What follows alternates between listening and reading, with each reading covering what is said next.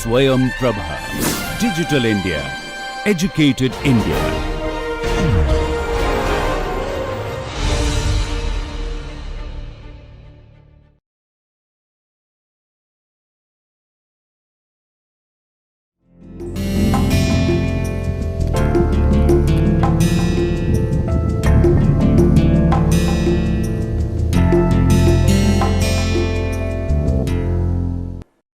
We had concluded our previous lecture with a discussion of the word genre, and I had explained that it basically means category.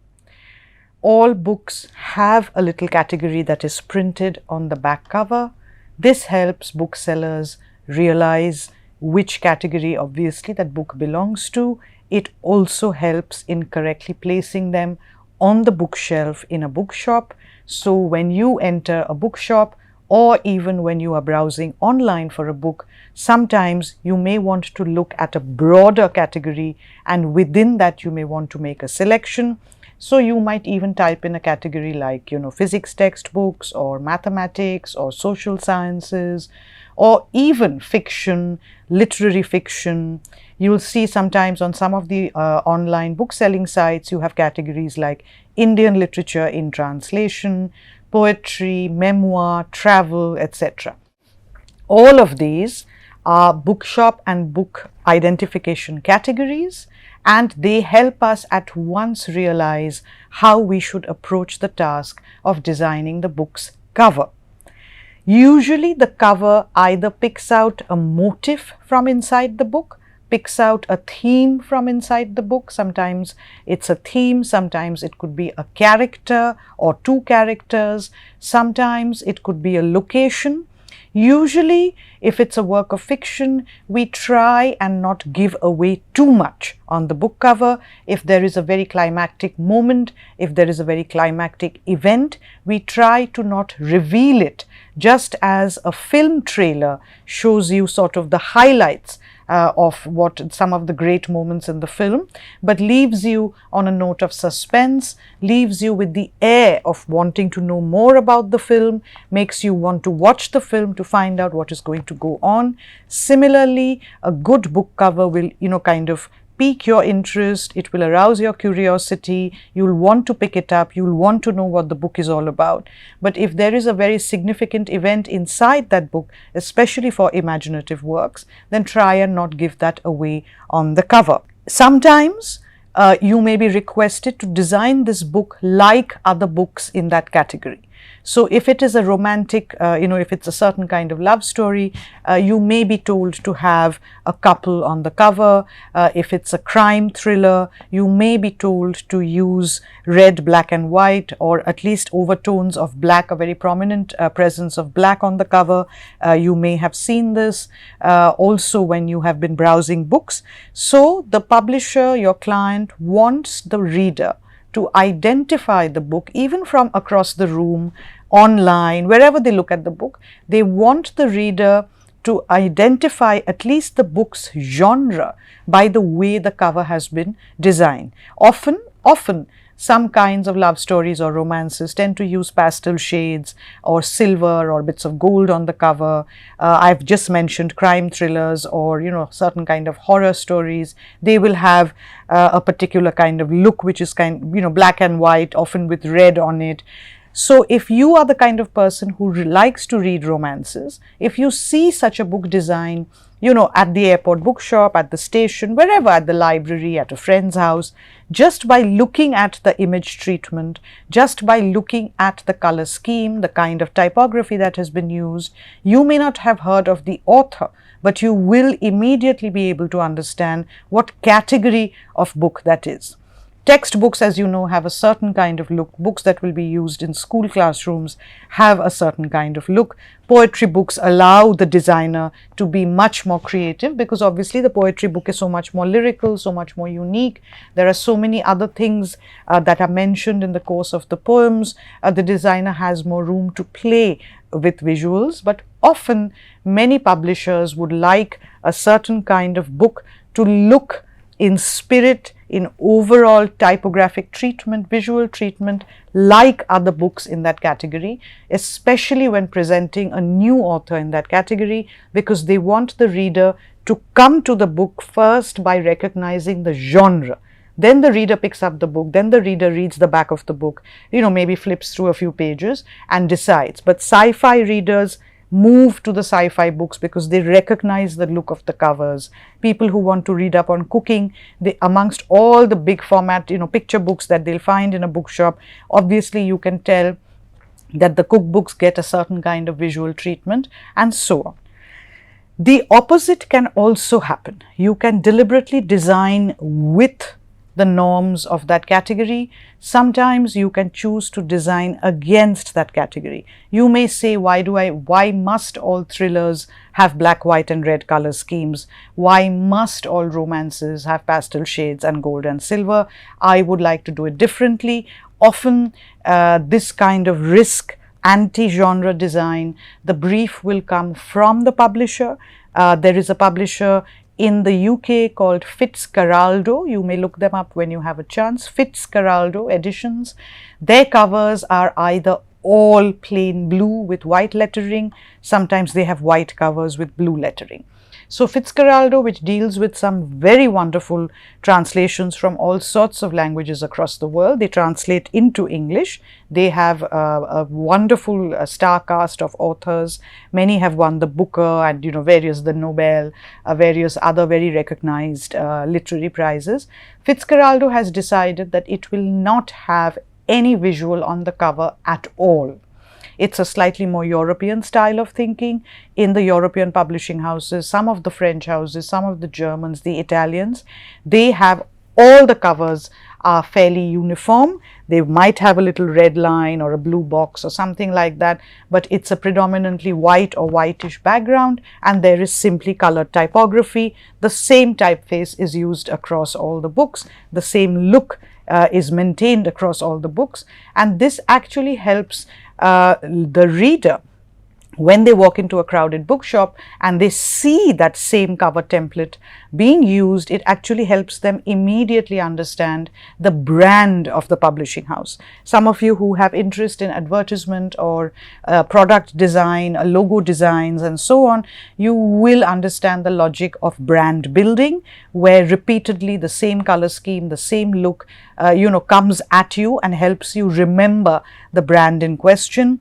Similarly, what Fitzcarraldo has done is, in a very busy marketplace where all the publishers are struggling with figuring out how to have an exciting visual look for all their books that will draw the eye, Fitzcarraldo has gone to the other extreme. It has decided to design in a way against the market, against the categories of literary fiction, and has chosen to just use a flat blue color on which they use white typography. Even the typography stays the same across all the books. So immediately when you walk into a bookshop and you see that blue book with the white lettering, you immediately realize, oh, that's a Fitzcarraldo book. Right? And you go towards it because you have loyalty to that brand. You trust that brand. You trust the taste of that publisher. You may not have heard of the author, but the minute you've identified the book, you are curious because Fitzcarraldo usually picks really very great literature that it presents. A cover must be very clearly readable. You must be able to grasp in a few seconds, if not less than time than that, what's going on. Who's the writer? What's the title? What kind of book is it? Three things at one point must kind of flash across your mind as soon as you look at a book cover. Be aware that a book cover is not only a very beautiful visual. A piece of art, a photograph of a piece of art, does not necessarily translate always into a wonderful book cover. The first question you must ask yourself when you're choosing something like that is it horizontal or is it vertical? Remember, most book covers are primarily vertical. So the orientation of the photograph that you are choosing, the orientation of the image that you are choosing to put on the cover becomes very important. Trying to fit a horizontal image onto a vertical space sometimes can result in a slightly boring cover. The picture may not be big enough, etc., etc. The second thing that you cannot forget while we are discussing book covers is that no book cover is complete without the presence of text. No matter how wonderful the visual may be, no matter how beautiful the piece of the artwork you may have chosen, or the painting, or you may have yourself, you may have created a beautiful visual, you may have drawn it on the tab, or you may have created it in Photoshop. No wonder how wonderful it is. It has to exist in a space with text. In that case, it's either larger than the text, or it's smaller than the text, or it's behind the text and is supporting the presence of the text on top of it. Given the fact that a visual must coexist with text, and by text I mean at least 2 lines, the name of the book and the name of the author. These are at a minimum. You may also have the name of a translator. Sometimes you may also have the name of an illustrator. You may also then sometimes have additional text, such as introduced by, or foreword by, or new illuminated edition. Worse, you may have also been given by the publisher little bits of what we would call endorsements. Somebody has said this book is fabulous. That quote has to appear on the cover. Sometimes there may be 1, sometimes there may be 2 or 3. So your choice of image must take into account not just the aesthetic beauty of that image, not just how suitably does that image represent something in the text. It could be an overall theme, it could be an aspect, whatever. But also, can that image be readable even when the text enters the same space? Can you see that you are already determining the look of the cover? Therefore, my text will be big, my image will be small. Or the other way around, my image will be all over my image will fill the text box or the picture box, and my text will deliberately be much smaller. Another thing that I often mention to my students is, does the picture have native area for text? When I say native area, I mean, can you put text on that picture? Is there an empty-ish place on that picture? If you can visualize a landscape picture, is there enough space on the sky or enough on the ground? Is there a lightish portion on which you can put dark text? On the other hand, is there a darkish portion naturally present in the picture on which you can perhaps put light text? If none of these are possible, the image does not have native area for text. In which case you have to then ask yourself, if the image is in the background and I have to put text on top of it, if I make very big lettering, very big text that almost covers the picture, will enough of the picture be visible to make sense to the reader, the person looking at the cover? If the focal point of the image that you have chosen, if that gets covered by your lettering, then what remains? Does that picture still make sense? If there is no native area for text, often you will have to create a band of color, or a black band, or a white band. Sometimes it could be a circle, it could be a rectangle. You will have to create a flat color area for text.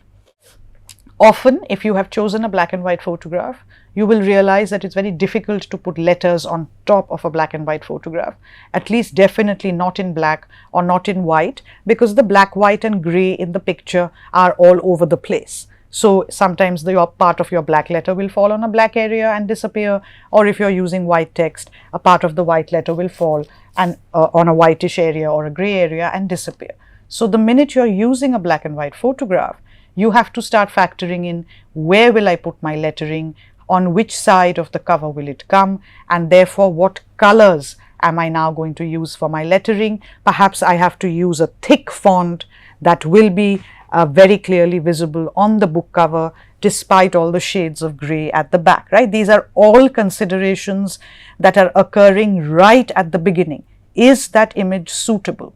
Is it correct thematically? Is it historically correct depending on the book?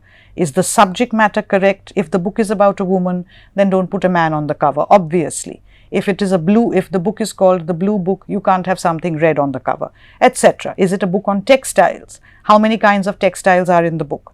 What are the descriptions? Can you find a picture of one textile? It's not necessary to put them all on the cover, but can you find one? Having found the picture of the textile, automatically you're looking at that picture and you're judging it because you're thinking it's a great visual, but where am I going to put my text? Is it going to be readable? Do I put it left align? Do I put it right align? Do I have to create another panel of color for that text, etc.? So sometimes a very, very attractive visual, a very striking visual, a very pretty visual which you feel is so terribly apt for the book, it's absolutely correct, it ticks all the boxes. It may not be a great graphic for a book cover because it is not good with text on it. Okay, it will be great as an illustration in the book, coming next to some kind of an explanation or text, but with text on it, it doesn't work. So be very careful about that. The other point that I would like to emphasize when I was talking about be clearly readable is that text and image both cannot simultaneously be as large as each other. Something will be given prominence. When you look at the design at the end of the day, you will realize, oh, in this, the image is being given prominence, the text is a little quieter, or in this, the image has been sent to the background, the text is coming in front, or in the case of a typographic image, the text itself is being used as a picture and there is no need for an additional picture, right? But if text is 50%, then picture cannot be 50%. You may think that 50-50 is the ideal division, but in the case of graphic design, it's not. It becomes very disturbing to the eye if they are equally divided, if the space is equally divided. So my recommendation would be at least 60-40, at least 70-30. 70% of one means 30% of the other. If 70% has text, 30% is picture. Can you understand? One thing is becoming smaller in comparison to the rest. If the picture is 70%, then text is 30. You have to play with the ratio. You can't have two absolutely identical blocks. The brain gets a very confused signal at the end of the day, and the reader finds that to then be unreadable. We try and sell a book through its cover, which has a combination of a very unusual visual and title. So we are designing against the grain. We are trying to emphasize the unusual nature of the content, or we sometimes also take a decision as publishers that as a design element, in the case of very, very famous authors, we take the decision that the name of the author has to be right on top. It is the most important part of the cover. Everything else will follow because this author is very well known. This author is a favorite among many, many readers. And as soon as the reader sees this author's name, they will just blindly come towards the book. So the most important thing then becomes the name of the author. You will be told this as the graphic designer when you get your brief, and you realize then that the lettering with the author's name will appear right on the top of the page and everything else will follow behind it or below it. These days it has become of great importance. You will all realize this because you will all have used, both for books perhaps and definitely for fashion, lifestyle items, etc.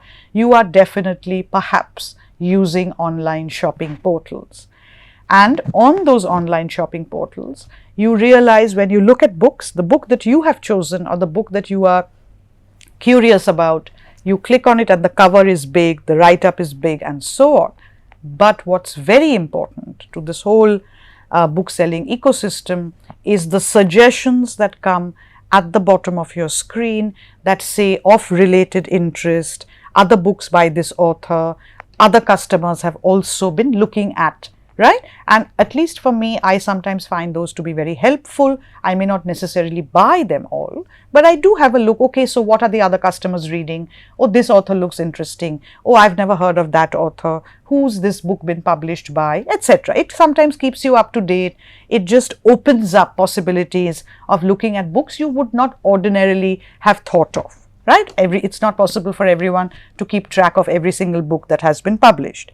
Now, those little pictures that come at the bottom of your screen, those are called thumbnails. They are literally as big as the nail on your thumb. That is the whole idea. Thumbnails are little glimpses. These days, publishers are paying a lot of attention to how the book cover will look not only on the bookshelf, not only from across the room in the physical world, but booksellers, publishers are worried about how the book will look like in a thumbnail when it appears on the bottom of somebody's screen alongside 10, 20, 30 other tiny little book covers. Is the cover still readable in that small dimension? Is the color scheme, is the motif, still comprehensible in that tininess? So many publishers are instructing or requesting, and graphic designers are also paying attention to this. They are going for fairly bold designs. They are going for fairly clear visuals, a very bold, very visible typeface, so that when that book cover shrinks to that tiny little size, the reader can still get a glimpse. They can still figure out at least the name of the book, etc. Right? So this is also something many publishers are keeping in mind. And it must therefore become a book cover. At the end of the day, you as the graphic designer will not be walking around the bookshops explaining to people how you designed this cover, what the logic was, right? No explanations are allowed. It has to be a complete visual. It has to be a picture with text that simultaneously and in unison, like a chorus, conveys to the reader what the book is about, who it's been written by, what it's called, in combination, all these three: picture, title, text, name of author, all together is beautiful somehow, is striking somehow, is attractive somehow. It's not always possible in every genre and for every book to design what I would call a sort of visually poetic, kind of lyrical cover. You will understand that a documentary on organic farming does not have the same intention as a film made by Satyajit Ray. It should not. The film being made by Satyajit Ray or any of the great filmmakers across the world, and of course in India, that in turn is very different for a film made for the mass market. Say a film like Pathan, an action thriller, everybody goes to watch it, there's lots of action, lots of gadgets, there's a pretty woman, there's a big film star himself, there's a surprise appearance. That is pure entertainment, that is mass market entertainment. Ray's films I would put as if they are like literary fiction. They also were shown to the masses, but he approached them slightly differently. A documentary on something scientific, a documentary capturing a natural phenomenon, anything, a documentary on the animal kingdom, those are prepared for, shot for, and even sometimes look different. Similarly, every book is not a volume of poetry. Every book is not a work of beautiful literary fiction. Even within literary fiction, some books are just so philosophical, some books are just so abstract that it's very difficult to come up with the world's most magnificent cover for them. It's not impossible, but you will slowly realize as a graphic designer how to channelize your energy according to the project. If you are doing a textbook cover, it must have a certain priority. The visual, then what happens is the visual on the textbook cover is not that important, but the color is, the name of the subject is, the name of the author is important.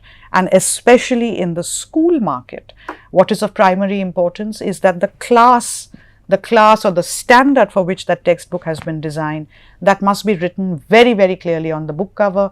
Otherwise, you have all experienced, if you do attend school, if you have memories of that time, when you go to the bookshop that sells your school books, it will be impossible for the bookseller to identify which maths textbook is for class 3, which is for class 4, which is for class 5, etc. So there is a different function of that cover compared to, say, the function of a beautiful pictographic essay on the Taj Mahal, compared to a book of very serious but very wonderful lectures on global warming, compared to a book of philosophy, compared to, the cover for a translation of one of our Upanishads, compared to the cover of an Amar Chitra Katha, etc., etc. All covers cannot be the same. They must be designed with the same amount of interest. They must be designed with the same amount of creativity and intelligence. But before all of these, they must be designed with a very clear understanding of what that cover is for and who it is aimed at.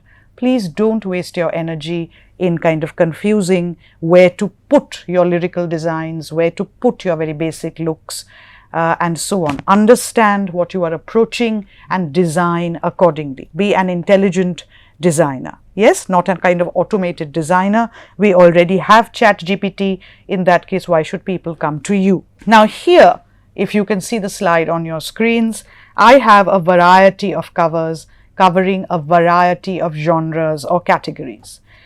The one on the top left with the silhouette or the blackish outline of the boy, that is a book of crime fiction.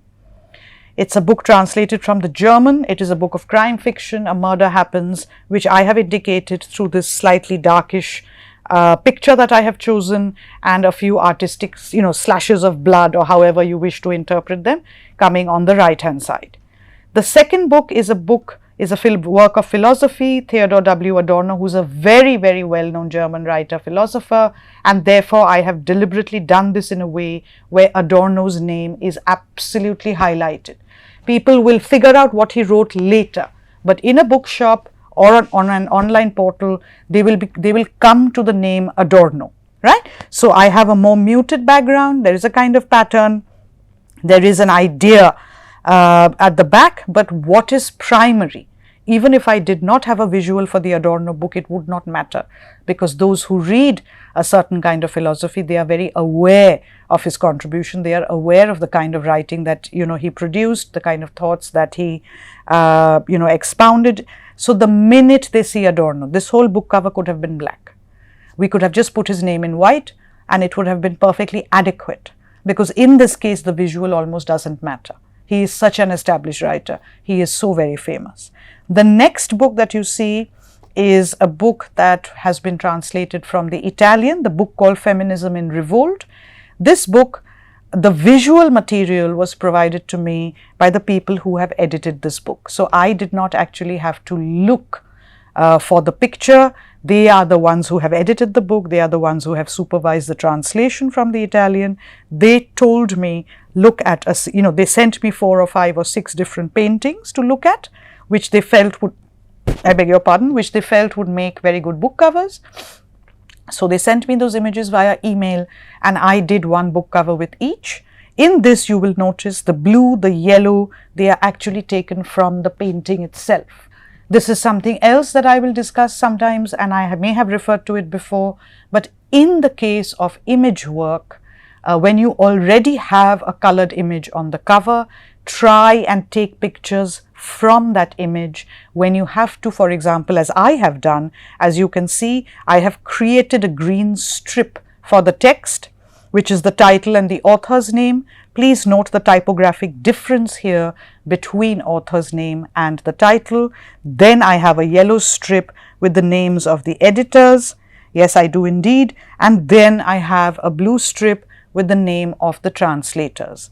The yellow and the blue I have taken from the gown or the dress that is visible on this painting. The green was a color that I contributed. I tried out a few different colors in that big strip, and then I arrived at the green, which that actually blue and yellow add up to green. So it is in fact a very harmonious color palette that I have got.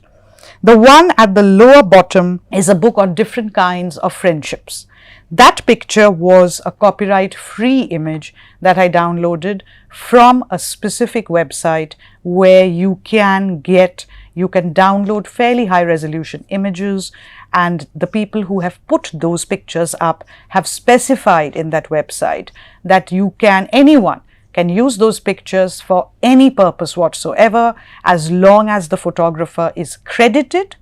They don't want any money, therefore they don't want any royalty. So this is a royalty-free photo that has been released into the public domain and can be used for commercial use, can be used for private use, personal use, whatever you want. When I design a book cover using an image like this, then on the back of the book or on the back flap of the book, I always credit not only the photographer, but I tend to also credit the website that is doing this great work of hosting all these pictures and allowing people all over the world to download them. The next one is a book on Utpal Dutt's writing on cinema.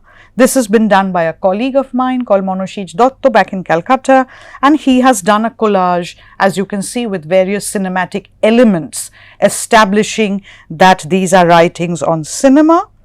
The next one is a book called Rhythm Field, which is about the life and work of a particular dancer. So we had, in fact, a formal photograph was sent to us by the author, and we simply put that particular photograph on the cover. It was a very useful photograph because, as you may be able to tell on your screen, the bottom half of the photograph has black, and therefore automatically when I was working with this photograph, I realized that I could put all the text on the bottom half of the image because it had native area for text.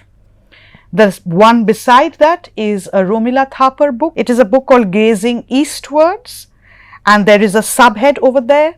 Now, this is a very, very beautiful painting of these Chinese monks, and I now remember looking at the subtitle that the image that I have chosen for the cover is actually connected to the subtitle, which says of Buddhist monks and revolutionaries in China, right? Buddhist monks and revolutionaries. I found this very beautiful, copyright free now because it was painted many years ago, so it's in the public domain. This beautiful traditional painting of Chinese monks. So it was, it just fell into the subject matter that I'm trying to illustrate. And the trick then was, on this beautiful picture of these Buddhist monks, where do I put my text? That was my biggest challenge while designing this cover. You can imagine that if I had drawn a green strip like I have drawn for the book called Feminism in Revolt, if I had drawn a strip across the cover to create my text area, the problem would have been it would have ended up covering the faces of many of the monks. So I came across the idea of using circles, flat color circles, as placeholders. I could place them between the monks, sometimes on their clothes, etc., and thereby no face of the monk was lost. I could have the beauty of the painting, and I could also have my text on it. The last one is also very lovely. You may remember the name Giorgio Agamben. During my very first lecture, I had taken apart the layout of the book by Agamben. The book was called Pinocchio. You may or may not remember now. It had various drawings going through the book, etc. In this, it is a discussion of the artist's studio, and when I did it, I found this picture. In fact, as you can see, it is a picture of an artist studio, and it then became, first of all, the picture was so appropriate. I was very happy to have found it. It was large enough to fit the cover. It was appropriate for the subject matter, and my next issue then became, where will I put the text? And as you can see, that bar that goes across the top of the cover, that was actually present in the picture. In the picture, it is like a shelf in the room, and the minute I saw it, I realized that is ideal. The title was not very long, 2 words for the author and 1 word for the title. It was perfect. I did not have to worry at all anymore about creating any artificial room for the text. How does one approach the task of designing a book cover? Often, the editor with whom you are in touch will send you what we would call a cover brief. They will tell you what the title is, what the subtitle is, author, translator, editor. They will also give you a write-up. They will send you what we would call a summary of the book. This is what the book is about, this is where it takes place, etc., etc. They will give you certain keywords. So they will say, 1947, freedom struggle, India gets independence, Gandhi, Nehru. They'll give you key points, key things to look for. Okay, those are often called keywords. They will tell you the category the book is supposed to fall into. They will give you the size.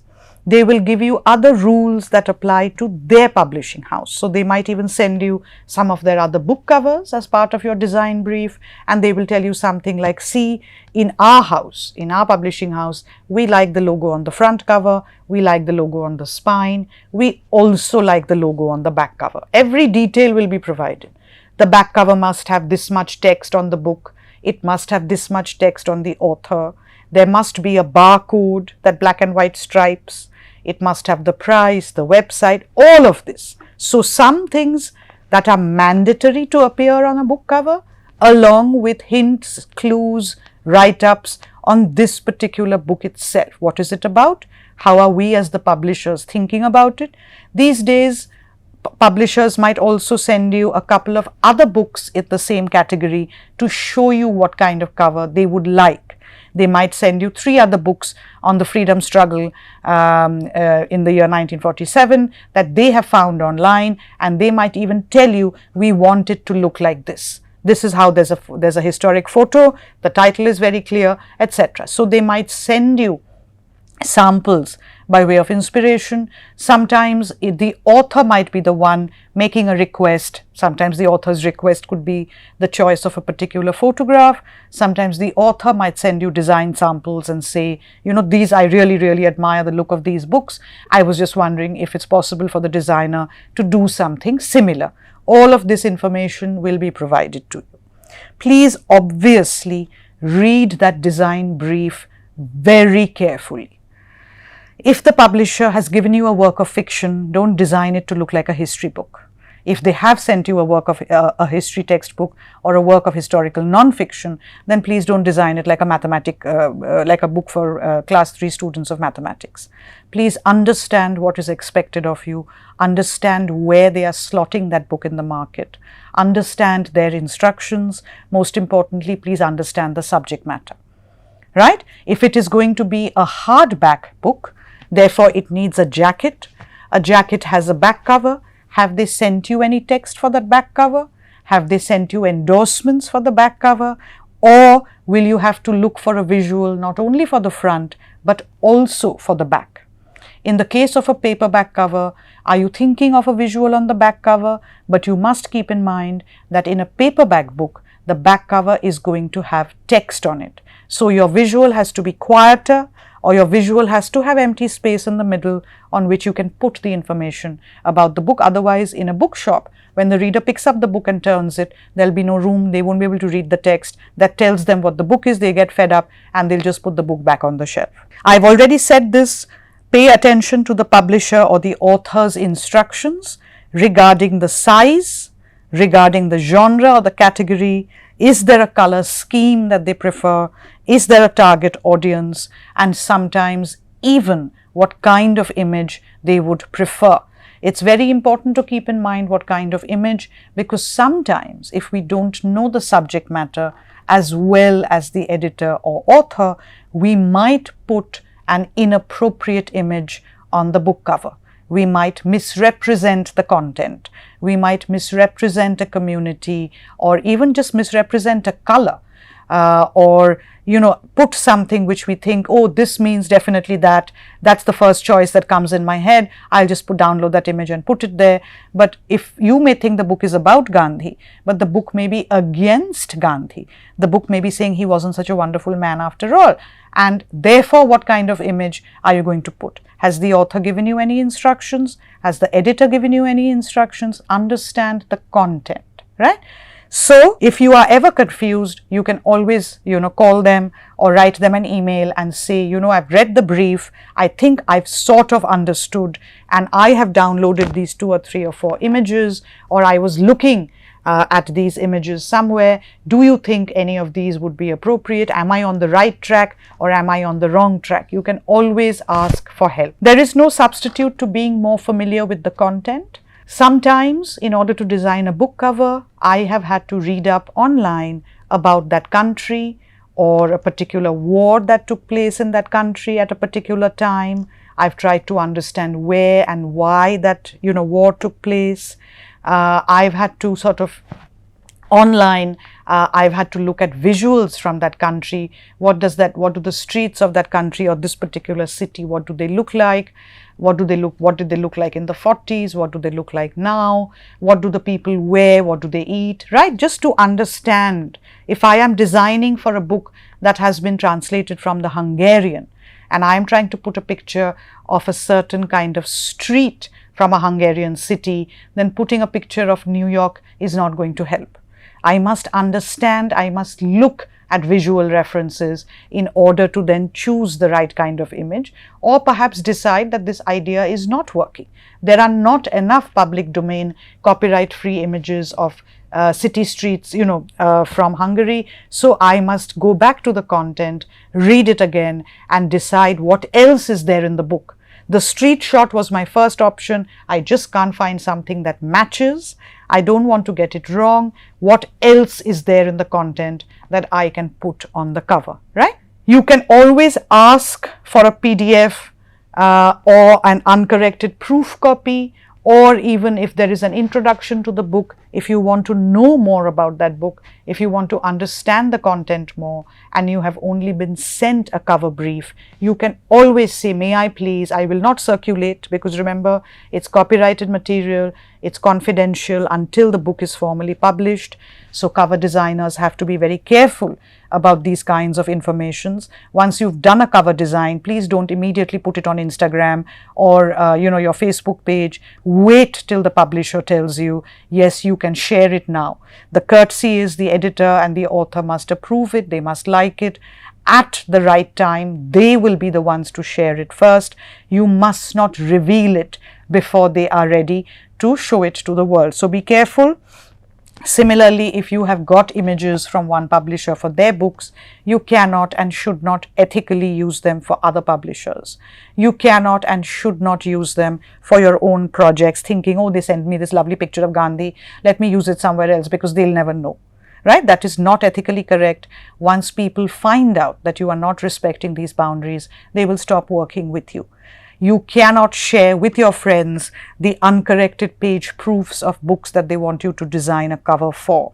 Don't say, hey, you know the new Amitav Ghosh novel, I'm designing the cover, they've sent me the PDF, do you want it? And you release that PDF into the universe via WhatsApp. The minute it leaves your computer, it goes out to thousands and thousands of people. So before the publisher can actually print and sell that book, you have effectively caused the piracy of that book. So you must respect confidentiality, you must respect the material that is being sent to you and kind of preserve it and not share it with anybody, because it is being sent to you to help you design the cover better.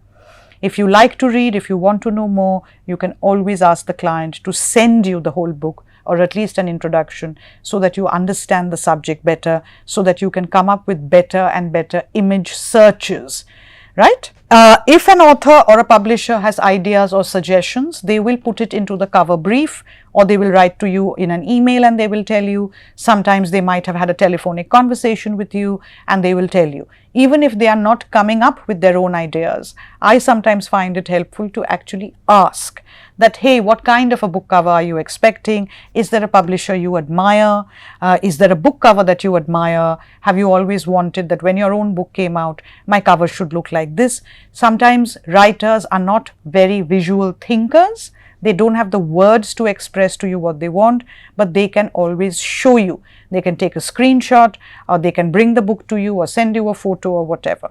It is better to have this conversation at the beginning rather than at the end. Sometimes if you haven't asked them and you do the book cover, then you send them the cover and they're like, no. Oh, I didn't want this. I was actually hoping the picture would look like this. I was hoping the text would look like this. I just don't like this color scheme at all. I really hate yellow, etc. Don't have that conversation later. Have that conversation in the beginning and say, do you have any ideas, any looks, any particular likes or dislikes that will play a part in the cover, in which case tell me.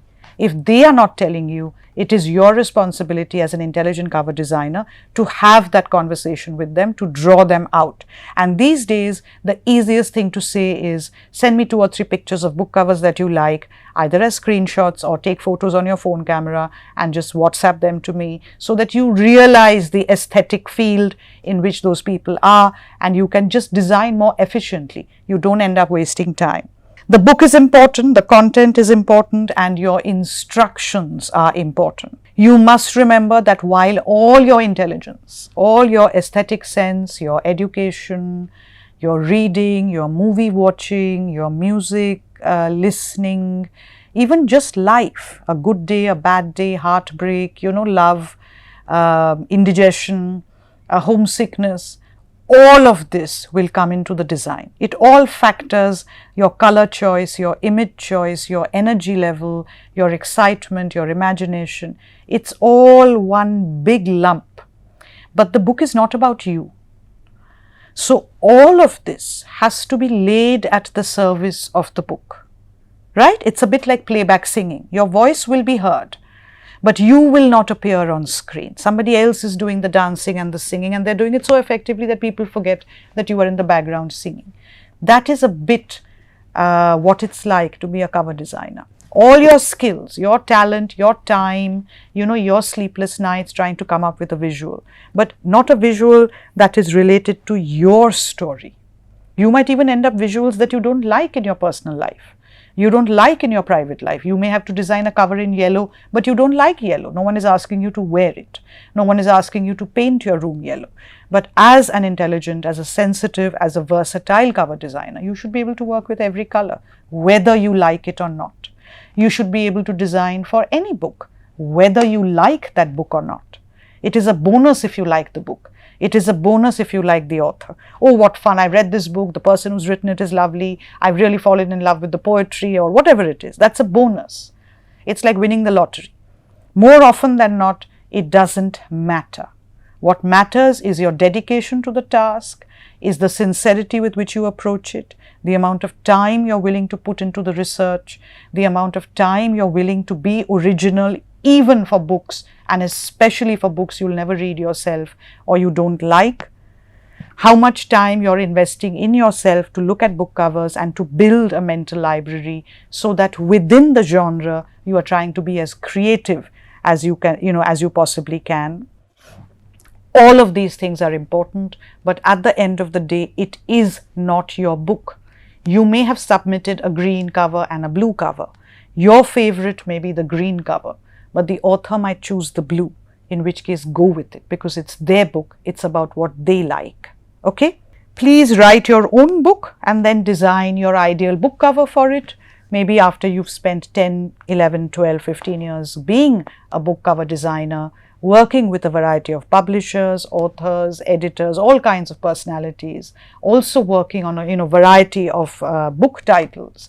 You may have enough wonderful stories, some great stories, some not so great stories that you want to share with another generation. You want to say that, it's a great adventure. Sometimes accidental designs will happen, which will be the sort of best designs of your life.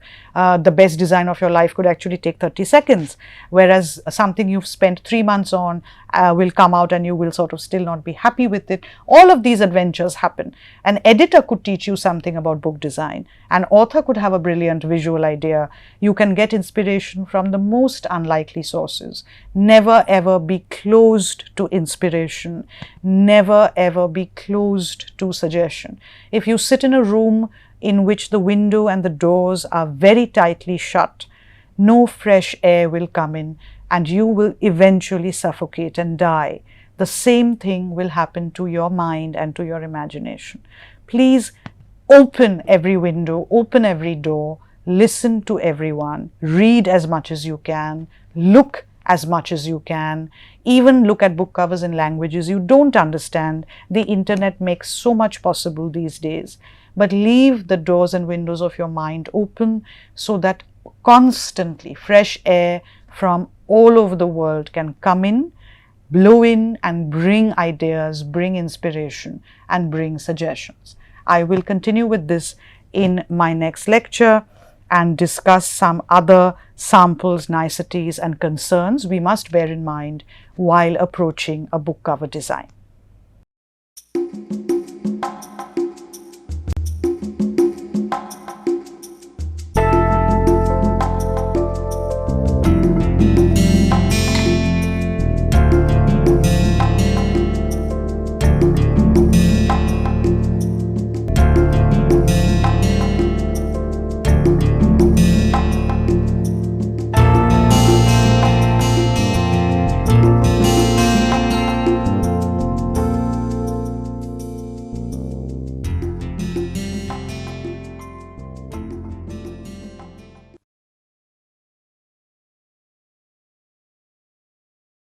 Hi, I'm Chitwan Lalji. a PhD student of health economics under the supervision of Dr. Debayan Pakrashi from the Department of Humanities and Social Sciences, IIT Kanpur. In one of my essays, I am interested in understanding the relationship between consumption of fruits and vegetables and various health indicators. Health indicators, both subjective and objective health indicators like mental health, self-assessed health, various measures of blood pressure and various measures of cholesterol. Measures of blood pressure like systolic and diastolic BP. You have your incidence of high BP, MAP and incidence of high MAP. And as far as cholesterol is concerned, I have tried to concentrate more on total cholesterol, good cholesterol and incidence of high cholesterol. Now before I go on to what have been my major contributions and various policy implications, I would like to briefly tell you about the policy initiatives of WHO and various countries. The WHO, that is the World Health Organization, it started with a campaign of 5 a day. That is, you should have 5 portions of fruits and vegetables per day. That would be approximately, you could say, 400 grams of fruits and vegetables. Now, a portion, before we go further, I'll just tell you what exactly is a portion. One portion is equivalent to a medium-sized apple, or one small glass of fruit juice, which is approximately 150 milliliters, and maybe 3 teaspoons of vegetables. So, the WHO went with the 5 a day campaign, which was further taken up by various countries. Countries like UK, Netherlands, Germany, Norway, they adopted the 5 a day policy, while some went for expansionary dietary policies like France, Australia, Canada, Denmark. So, for example, Australia, it went for 2+5 policy, in which it said that you should consume 2 portions of fruits and 5 portions of vegetables per day. And USA went for a policy of fruits and vegetables more matters. That is, you must consume more and more fruits and vegetables. Now, irrespective of these expansionary dietary policies and dietary propagations, it has been found that only 28% of women and 25% of men, they actually meet the recommended dietary norms of 5 a day portion. So, the major contribution of my work is firstly to find an association between fruits and vegetables, whether there exists a relationship between fruits and vegetables and health indicators, and if they exist, whether due to heterogeneity in the data, so I will be doing it according to age, by gender and by your weight. So, apart from that, I will go for policy recommendations, in which I am basically studying how much fruits and vegetables matter. Apart from that, which type matters more. So, for that, I have taken data from the Health Survey of England. Health Survey of England is an annual survey which takes data, which conducts information regularly on demographic and socioeconomic characteristics. You have your lifestyle behaviors like an individual smokes or doesn't smoke, alcohol consumption, you have your sedentary and physical activities, and you have various health indicators also which have been collected. Before I go on to what exactly is my research, I would like to concentrate more on fruits and vegetables, like what kind of questions were asked in the survey. Questions like, what kind of fresh fruit do you eat? Did you eat any dried fruit yesterday? Don't count dried fruits in cereals, cakes. Apart from that, for vegetables, they asked how many tablespoons of vegetables did you eat yesterday? So, approximately after this whole survey was conducted, data was converted into portions of fruits, and like for example, 3 tablespoons of vegetables is equivalent to 1 portion. So, data was converted and provided to the users, that is us, from the UK Data Health Survey. So, the major contributions of my paper is that I found a strong negative association between intake of fruits and self-assessed health, then various measures of blood pressure like mean arterial pressure, high blood pressure, systolic and diastolic BP, and your total cholesterol. Apart from that, I have found a strong positive association between consumption of vegetables and good cholesterol. So, it is recommended in a way that if you want to control your blood pressure, you must consume more and more fruits. And as far as vegetables are concerned, they impact your good cholesterol.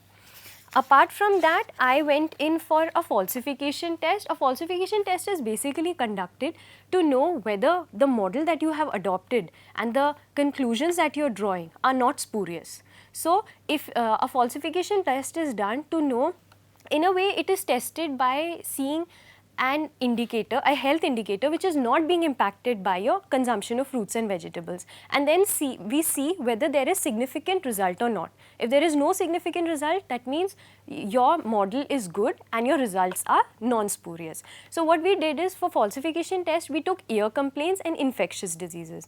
Now ear complaints, like if you are deaf since birth or you have some kind of imbalance, body imbalance, that is not being impacted by your consumption of fruits and vegetables, and we did find insignificant results. Apart from that, infectious diseases like HIV, AIDS, etc., we found similar insignificant results, indicating that our results are not non-spurious. Apart from that, we went, since there was a lot of heterogeneity in the data, like by gender, by age and by weight, we did the regression analysis. We found results which stated that as far as fruits are concerned, it impacts a male's health more than a female's health. So it is basically said a man should consume more fruits to impact his health, whereas as far as vegetables are concerned, they impact a woman's health more. But this has been only seen as far as cholesterol is concerned, the various measures of cholesterol like total cholesterol, good cholesterol and your incidence of getting high cholesterol. Now after this, we went in for a policy implication, and in the policy implication we tried to find two policy implications: what matters and exactly how much portion matters. So as far as how much portion matters, we have found that on an average 5 or more portions of fruits impact your overall health, that is your self-assessed health, your MAP, your incidence of high MAP and incidence of high BP. But if you want to have a good mental health, so you can optimize your mental health by consuming 3 or 4 portions of fruits as well.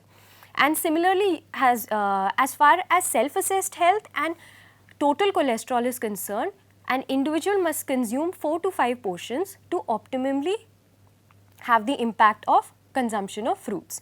Apart from that, vegetables have had a very little impact on your health.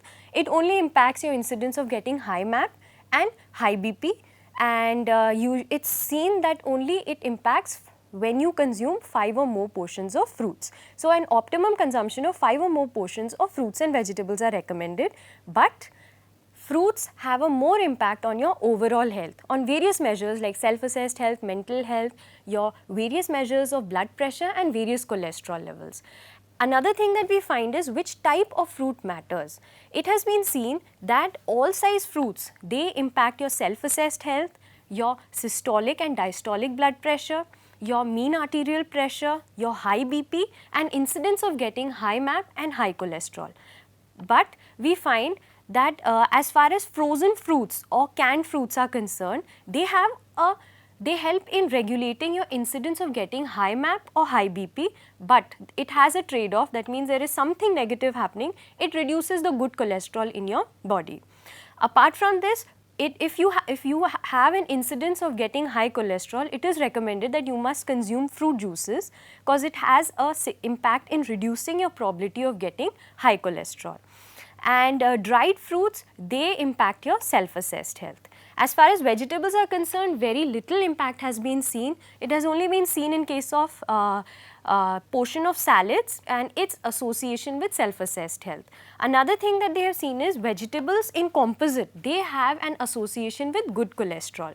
So overall, my research basically says that there is an association between consumption of fruits and vegetables and various health indicators, and it is highly recommended that an individual, in order to be healthy, must consume 5 or more portions of fruits and 5 or more portions of vegetables per day, but fruits have a more impact on your overall health. Apart from that, all size fruits, they have a better impact on your overall health, your mental health, various measures of blood pressure and cholesterol.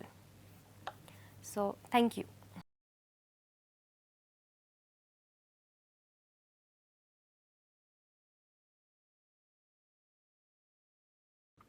Hello and welcome to this piece of literary snippet.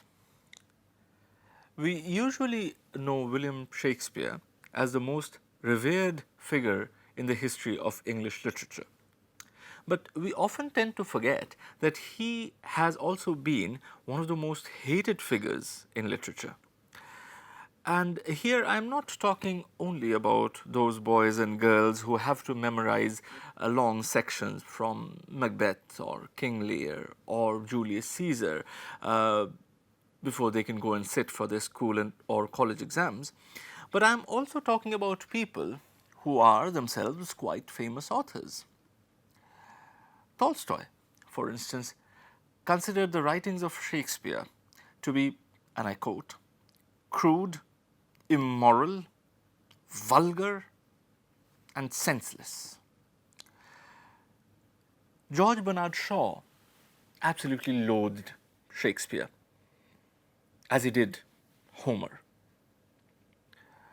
But perhaps no other criticism about Shakespeare is more damaging than the one which says that Shakespeare is a marvelous storyteller, provided someone has told him the story earlier. Now, this piece of criticism is particularly damaging because it is true. None of Shakespeare's plays contain any original story whatsoever. They are all written using pre-existing materials, pre-existing stories. Now, does that diminish the stature of Shakespeare as a dramatist? Well, I'll leave that for you to decide. See you in the next episode of Literary Snippets.